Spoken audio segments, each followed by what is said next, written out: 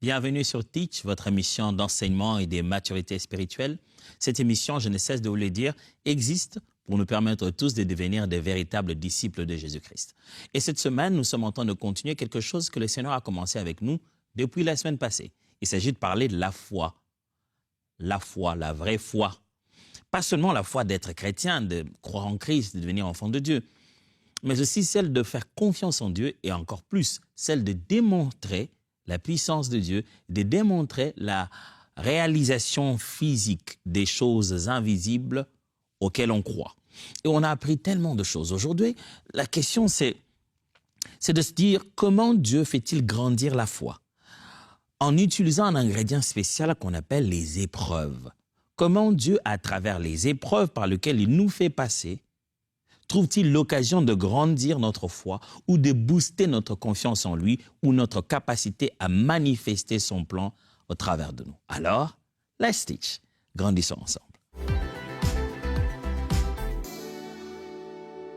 Vous devez savoir que les épreuves sont une partie inévitable de la foi chrétienne. Mais elles ne sont pas sans but. Quand Dieu nous fait passer par les épreuves, il a quelque chose dans la tête. Nous tous, nous passons par des épreuves. Quel que soit ton degré de détermination et de positivisme que tu peux avoir, les épreuves font partie d'un processus divin. C'est Dieu qui a prévu les épreuves. Les épreuves ne viennent pas du diable. C'est vrai que dans la Bible, c'est le même mot en grec par lequel on traduit tentation et épreuve. La différence n'est que dans le contexte. Mais quand Dieu nous éprouve, c'est pour nous rendre meilleurs. Quand l'ennemi nous fait passer par une épreuve, c'est pour nous détruire. C'est pourquoi en français, les termes sont vraiment très bien trouvés. Il y a tentation d'un côté et il y a épreuve de l'autre. Tentation, c'est quand le diable veut nous éprouver en envie de nous détruire. Pendant que lorsqu'on utilise les mots épreuve, c'est pour dire comment Dieu nous fait passer par un processus aussi complexe qu'il puisse exister pour nous. Mais la finalité, c'est de nous rendre meilleurs. Ne dit-on pas souvent, au milieu des hommes, on a tendance à dire que ce qui ne te tue pas te rend meilleur. C'est un peu la même philosophie ici avec les épreuves. Quand Dieu nous fait passer par des situations qu'on aime appeler épreuves, c'est pour fortifier et améliorer notre foi. C'est quoi une épreuve? Une épreuve, ce n'est pas le fait que tu te sois toi-même embarqué dans une chose que Dieu t'avait dit non. Ça ne s'appelle pas une épreuve parce que ça t'énerve. J'ai entendu un jour une fille dire « Mon petit frère, c'est vraiment mon épreuve. Dieu, pourquoi tu me donnes une épreuve aussi difficile d'avoir un petit frère qui n'écoute jamais ?» Non, je ne parle pas de votre petit frère ou de votre petite sœur qui sait comment vous énerver. Je parle des véritables épreuves bibliques. Ça signifie que Dieu vous fait passer par une situation dans laquelle vous avez l'impression que vous avez peu de moyens, peu de capacités. Vous n'en avez même pas. Vous ne savez pas, comme on dit, à quel saint vous vouez. Vous ne savez pas d'où viendra le secours. Vous sentez que cette situation vous éprouve émotionnellement, psychologiquement, même de fois physiquement. Vous ressentez vos limites. Vous avez utilisé vos ressources, mais vous continuez à, malgré tout ce que vous avez déjà fait, vous continuez toujours à passer par un moment de disette, un moment de manque. Vous manquez des relations, vous manquez de temps, vous manquez la force physique, vous manquez la force psychologique. Vous mettez tout, mais ça ne fait qu'avaler et vous n'avez plus de ressources et vous êtes limité. Vous ressentez ces limites. Dieu vous éprouve. Dieu éprouve vos capacités. Dieu vous met dans un exercice qui va au-delà du nombre normal. Je me souviendrai quand je m'étais mis au sport à un moment donné intensivement. J'ai pris un coach qui était en train de me suivre. Et le coach avait cette habitude de parler derrière moi. Comme vous savez, les coachs le font d'habitude. Ils parlent derrière toi, dans tout ce que tu fais, ils t'encouragent.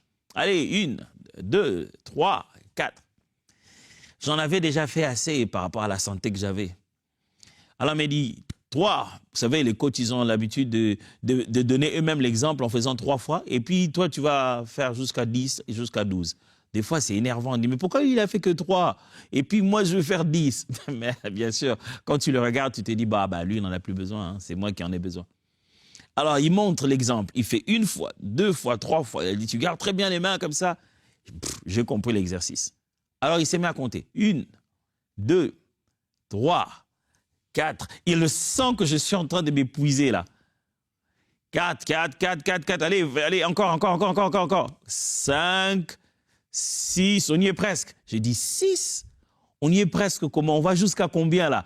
Si tu es presque 7, allez, encore un peu plus de force. Et là, il m'a lâché la phrase, dit que c'est quand ça fait mal que ça commence à faire bien. Et il dit, ah bon, en fait, je suis là pour venir souffrir en fait. Hein. Donc, tu as prévu de me faire mal. Mais il n'avait pas tort. Si c'est dans l'ordre de ce que je peux maîtriser, si je peux le faire aisément, qu'est-ce que ça peut apporter comme changement? Je ne développerai aucun muscle si je ne les amène pas à bout de force, si je ne les amène pas vers la fin, à la limite de ses potentiels. C'est comme ça que Dieu nous muscle aussi spirituellement, en particulier notre foi. Il amène ça jusqu'au bout, jusque là où ça fait mal. Ça ne fait pas seulement mal, vous savez, quand vous faites des exercices pareils, ça fait mal à ce moment-là, juste, oh, vous expirez là, vous dites, oh, c'était difficile. Ça ne sert à rien. Demain matin, et un jour après, c'est là que vous commencez à ressentir les vraies douleurs. Mais après, ces douleurs disparaissent. Et vous ressentez les muscles être présents. Il en est de même de notre foi. Les épreuves par lesquelles Dieu nous fait passer, ça peut vous donner envie de croire que Dieu veut vous tuer. Seigneur, tue-moi seulement que je meure parce que là, c'est trop. C'en est des trop. Mais Dieu nous amène jusqu'au bout parce qu'il veut effacer nos anciennes limites et faire grandir notre foi. La première chose à savoir en matière des épreuves, c'est que les épreuves purifient et affinent notre foi. Je le répète, les épreuves purifient et affinent notre foi. Dans 1 Pierre, chapitre 1er, du verset 6 à 7, il est écrit ceci. C'est là ce qui fait votre joie. Quoique maintenant, puisqu'il le faut, vous soyez attristés pour un peu de temps par diverses épreuves, afin que l'épreuve de votre foi, plus précieuse que l'or périssable, qui cependant est éprouvé par le feu, ait pour résultat la louange, la gloire et l'honneur lorsque Jésus-Christ apparaîtra.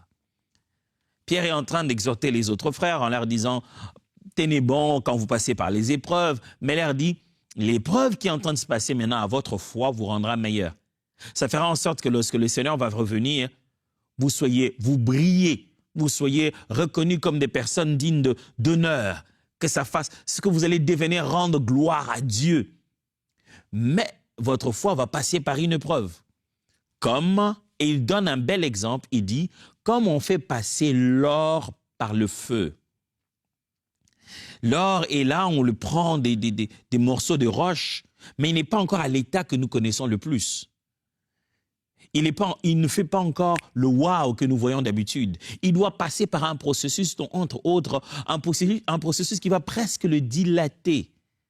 Ça doit être tellement chaud pour que ce qui était solide devienne liquide.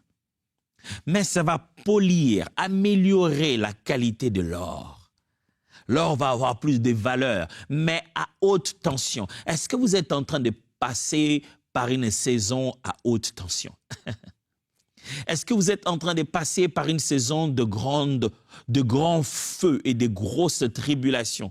Vous avez l'impression qu'on a allumé la fournaise au maximum, la fournaise de vos poches au maximum, la fournaise de votre couple au maximum. Vous êtes en train de passer par quelque chose où vous avez l'impression que ça chauffe, Seigneur. Tenez bon. Vous n'en sortirez pas le même. Tenez bon. Après tout ceci, votre vie ne sera plus jamais la même. Parce que Dieu a visé cela. Il a un but. En vous donnant cette opportunité de passer par l'épreuve, c'est vous qu'il va changer. Et votre confiance en lui va complètement changer. Je sais que c'est dur à vivre, mais tenez bon, vous deviendrez meilleur. Je sais que c'est dur à vivre, mais tenez bon, vous aurez une meilleure forme. Les muscles vont se bâtir. Zacharie plutôt, chapitre 13, verset 9. Zacharie, chapitre 13, verset 9. La Bible dit « Je mettrai ces tiers dans le feu, et je le purifierai comme on purifie l'argent. Je l'éprouverai comme on éprouve l'or. Il invoquera mon nom, et je l'exaucerai. Je dirai, c'est mon peuple, et il dira, l'Éternel est mon Dieu. » Dieu donne même image ici. Il parle du peuple d'Israël, de ce qu'il va faire de lui. Il dit, il prendra un tiers de la population et il les mettra dans le feu. Et il éprouvera comme on éprouve l'or. Il n'est pas dit qu'il va les brûler. Il a dit qu'il va leur faire passer par l'épreuve. Et qu'est-ce que cette épreuve va faire? La Bible dit, il dirait, il invoquera mon nom et je l'exaucerai. Je dirai, c'est mon peuple, et il dira, l'Éternel est mon Dieu. C'est-à-dire qu'il va leur faire passer par une telle épreuve qui va tourner leur regard vers Dieu. Vous savez, l'épreuve nous fait prier comme jamais. L'épreuve. On raconte l'histoire d'une sœur qui,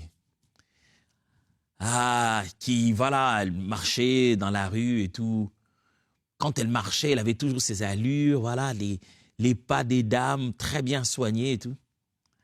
Et quand elle passait, tout le monde connaissait bien sa façon de marcher. Un jour, des jeunes qui ont voulu un peu perturber son calme et son assurance ont inventé un truc. On savait qu'elle avait une peur bleue des chiens. Alors on s'est dit, aujourd'hui, on va briser les beaux rythmes qu'elle a quand elle marche. Ce jour-là, elle marchait. Quand elle marche, tout le monde dans le quartier le regarde. Waouh, quelle allure, des mannequins. Ces jeunes-là sont allés chercher un chien, quelque part dans la parcelle. Ils l'ont pris, ils l'ont bien tenu. Et pendant qu'elle marchait tout bonnement, les chiens commençaient à aboyer. Wouh, wouh, wouh, juste derrière elle. Wouh, wouh. Ah, elle avait une telle peur des chiens qu'elle ne s'est même plus souciée des talons, des escarpins qu'elle portait, ni de son rythme bien soigné. Elle a pris une telle vitesse qu'on a découvert qu'elle avait des capacités à courir à 100 mètres. Elle a pris une telle vitesse qu'elle ne s'est même pas souciée de comment elle s'est habillée. Et ces jours-là, on a découvert qu'elle avait les habiletés de monter sur un mur à une si grande vitesse.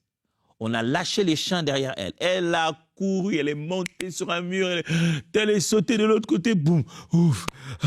Elle était là. Elle avait, ouais, ouf. Mais tout le monde l'a acclamée ce jour-là. Contrairement aux autres fois, quand elle passe, on la regarde sans jamais rien dire. Ces jours-là, tout le monde était étonné de ses habiletés athlétiques et de la vitesse avec laquelle elle est montée sur ce mur et comment elle est allée par-dessus le mur et descend de l'autre côté. On l'a acclamée. On a dit, waouh, tu nous as impressionnés. Frère, nous n'impressionnons pas ce monde parce que nous vivons une vie au plateau où nous sommes tout va bien. Non. La vie de tout va bien, ce n'est pas ce qui impressionne le monde. Ce n'est pas ce qui attire les gens à Christ. La vie de je résiste dans l'épreuve. Je passe par l'épreuve, mais l'épreuve manifeste de nouvelles capacités de moi. C'est ça qui attire l'attention des gens vers Jésus. Ils se disent, il passe par quoi? Je sais de quoi il est, je sais qu'est-ce qui arrive. C'est par ça qu'il passe. Mais ça m'étonne qu'il soit comme ça. D'ailleurs, ça a encore bonifié sa vie, ça a encore manifesté des nouvelles capacités en lui pendant qu'il passe dans l'épreuve. Dieu nous fait passer dans l'épreuve comme s'il voulait juste nous purifier comme de l'or. Et Tozer a dit, c'est un auteur que j'ai cité beaucoup depuis cet enseignement, Tozer dit ceci, les épreuves ne détruisent pas la foi. Elles la purifient pour qu'elle brille de tout son éclat. Les épreuves par lesquelles nous passons, ça ne détruit pas la foi. Mais ça purifie la foi comme le feu purifie l'or. Ça donne meilleur éclat à ta foi. Si tu reconnais la foi d'une personne, ça a certainement été à travers une épreuve. Quelque chose. Il a dû manifester sa foi à contre-courant. Alors sa foi s'est le mieux manifestée. La foi, c'est un peu comme les étoiles et la nuit. Plus il fait sombre, plus tu te rends compte qu'il y a des étoiles. Alors, Dieu de foi aime que ça fasse sombre. Ce n'est pas pour sombrer ta vie, mais c'est pour donner de l'éclat à ta foi. Les épreuves participent activement à bâtir notre foi. Alors ne te fatigue pas. Tu n'en es pas mort. La Bible dit ceci. Même un chien vivant vaut plus qu'un lion mort. Tant que tu as la vie, c'est qu'il y a un plan de Dieu et tu vas sortir de ça. Deuxième chose, sur la manière dont les épreuves contribuent à améliorer notre foi. Deuxième chose, les épreuves produisent ta force de caractère. Les épreuves produisent ta force de caractère. Écoute-moi, bien-aimé, quand tu passes par un moment difficile, tu vas finir par devenir une meilleure personne. Un de mes mentors a formulé ça une fois comme ça, avec un jeu de mots de dur. Il dit ceci: les temps durs ne durent jamais, ce sont les hommes durs qui durent.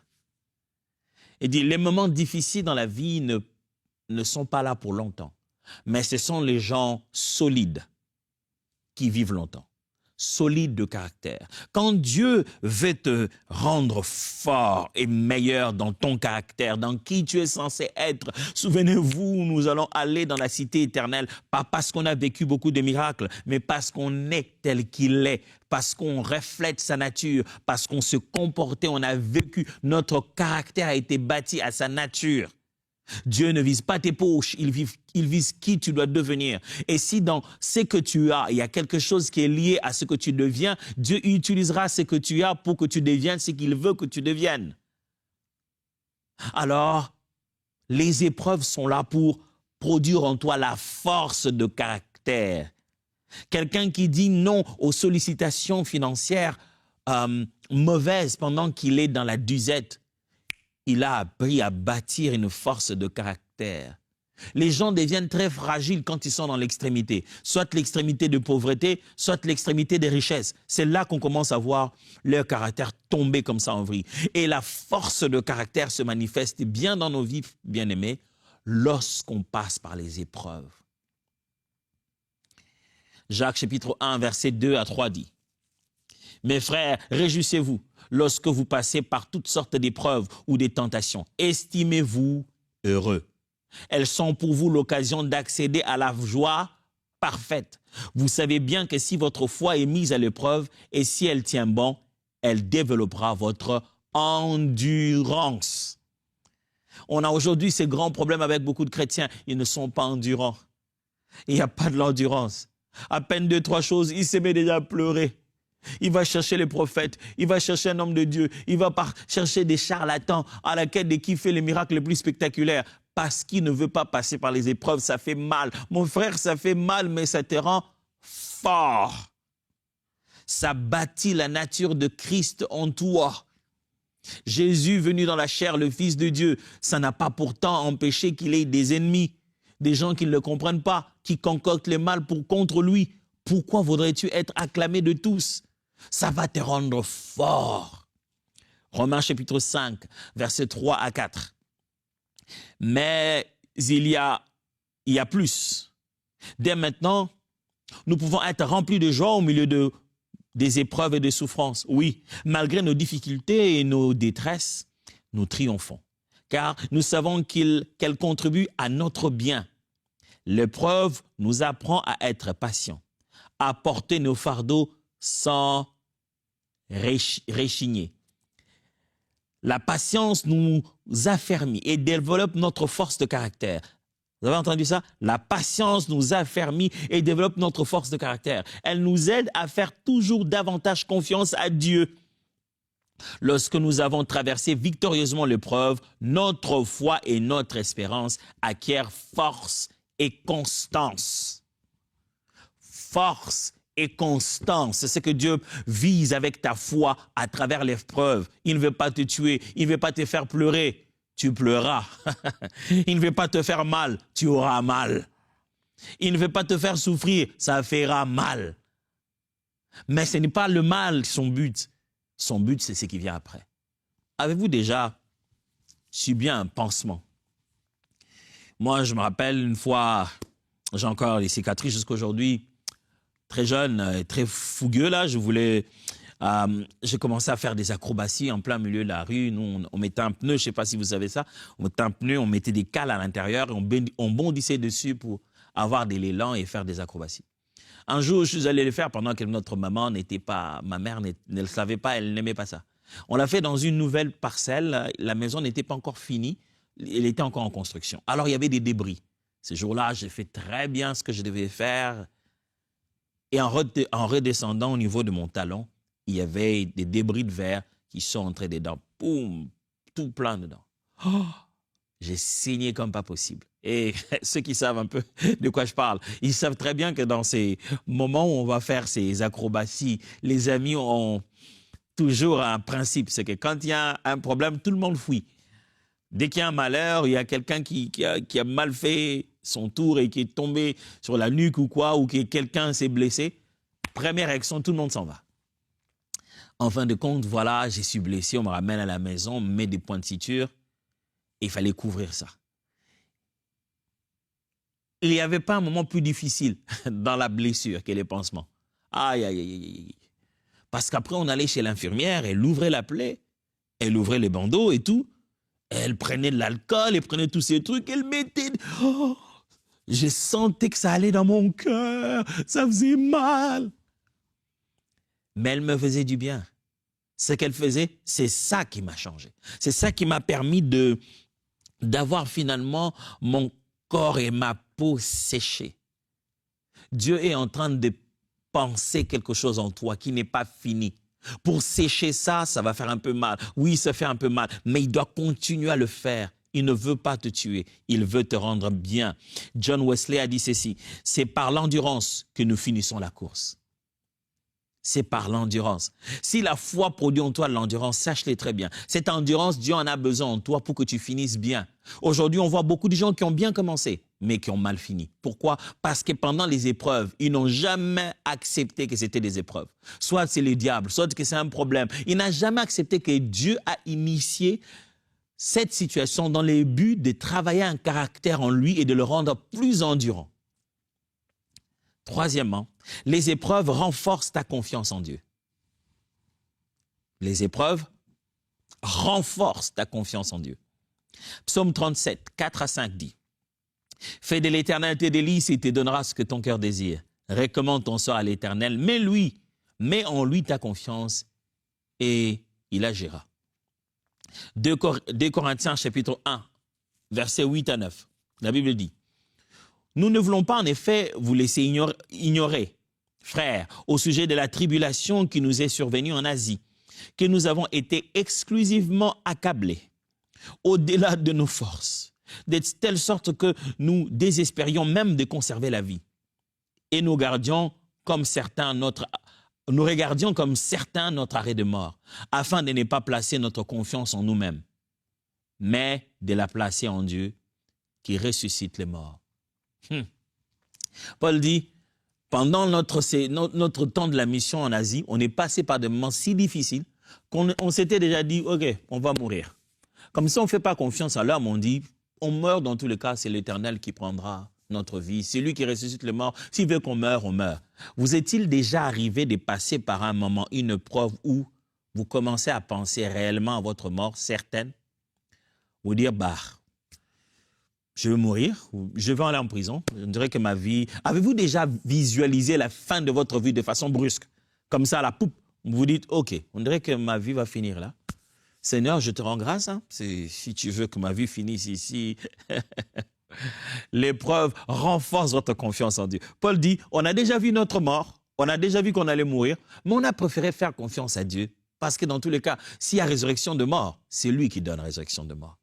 Les épreuves, plus il y en aura, plus ça vous poussera à faire confiance à Dieu. C'est pourquoi quelqu'un qui est déjà passé par les épreuves, vous regardez sa foi, elle devient inébranlable. Il vous dit, je connais le Dieu qui a été avec moi là, il le sera encore. Regardez la confiance qu'avait David lorsqu'il vient dans le camp, tout le monde a peur de Goliath, il dit, Dieu était avec moi contre le loup, contre les lions. Ce Dieu-là, il sera avec moi ici. Je suis passé par pire que ça. Les épreuves te rendront fier de ta foi. Les épreuves te rendront fier de ton Dieu. Quand tu parles de lui, les gens disent « Wow, j'ai envie d'être lui ». Mais ils n'étaient pas là quand ça faisait mal. Ils n'étaient pas là quand ça te faisait pleurer. Alors s'il te plaît, arrête de pleurer. S'il te plaît, arrête de pleurer, arrête de gémir. C'est fini, c'est passé, c'est passé. Ne laisse pas le passé continuer à emporter encore de victoires sur ta vie aujourd'hui. Tourne la page, comprends la leçon qu'il y avait dans l'épreuve et deviens meilleur. En fin de compte, les épreuves mûrissent ta foi. Ta foi devient plus mûre, mature, ta foi grandit. On la regarde, c'est une foi des grandes personnes. Et qu'est-ce qui a fait ça? Les épreuves. Quand vous rencontrez quelqu'un avec une foi mûre, stable, qui est basée sur les Saintes Écritures et l'expérience de ces Saintes Écritures, qui connaît à la fois la parole et la puissance de Dieu, qui connaît à la fois les vérités des Écritures et son vécu, qui est capable maintenant de manger la nourriture solide. Quand vous rencontrez quelqu'un avec une foi aussi stable et mature, les épreuves l'ont fait. Pas la formation théologique, pas juste des bonnes études bibliques. Non, il a compris, il l'a vécu, il l'a ressenti, il est passé par là. Il est devenu un témoin. Il sait de quoi il parle. Jacques 1, 4, la Bible dit, « Mes frères, réjouissez-vous lorsque vous passez par toutes sortes d'épreuves ou de tentations. Estimez-vous heureux. Elles sont pour vous l'occasion d'accéder à la joie parfaite. » Vous savez bien que si votre foi est mise à l'épreuve et si elle tient bon, elle développera votre endurance. Mais pour que vous parveniez à une pleine maturité spirituelle, il faut que l'épreuve achève son œuvre sans que votre constance ne relâche. Que votre patience se manifeste dans toute votre conduite et s'accompagne d'actes parfaits. Ainsi, vous serez plein de force et vous parviendrez au bout. Vous deviendrez irréprochable et il ne vous manquera rien. J'aime quand il dit « mais ». Pour que vous parveniez à une pleine maturité spirituelle, il faut que l'épreuve achève son œuvre sans que votre constance se relâche. Il faut que l'épreuve achève son œuvre sans que votre constance ne relâche. Et c'est là que vous atteindrez la maturité spirituelle. Il faut que l'épreuve achève son œuvre, que ça ne te donne plus envie de prier et que tu reprennes après envie de prier pendant que l'épreuve est encore dedans.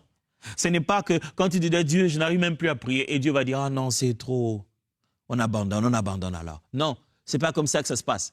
Dieu, il attendra après que tu te dises, Seigneur, je n'arrive même plus à prier, je n'ai même plus de force, je ne sais plus quoi faire, jusqu'à ce que petit à petit, tu commences à retrouver la force. L'épreuve sera toujours là. Tu retrouves toute la force et tu restes debout comme si rien ne s'est passé. C'est comme ça qu'un bon matin, pouf, tout est parti. L'épreuve, ce n'est pas ton ennemi, c'est un instrument de Dieu. L'épreuve est comme ces chiens qui te poursuivent et qui fait manifester en toi des capacités que tu ne pouvais pas soupçonner.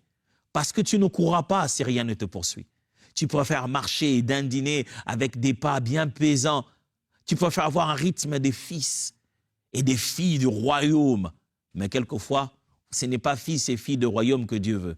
Il veut un guerrier, une guerrière qui court, qui est en action. Il y a du travail. Et il veut tirer le guerrier dans le fils héritier. Pour ça, il te fait passer par l'épreuve. Laisse-moi prier avec toi. Père, ça fait mal l'épreuve, mais c'est utile. Ça bâtira nos muscles, on le sait, mais en attendant, ça fait mal. Seigneur, je t'en prie. Toi, le Dieu qui donne la manne même quand nous sommes encore dans le désert. Souviens-toi de fortifier notre foi dans le processus de l'épreuve. Au nom de Jésus, Amen. Dieu vous bénisse et à demain.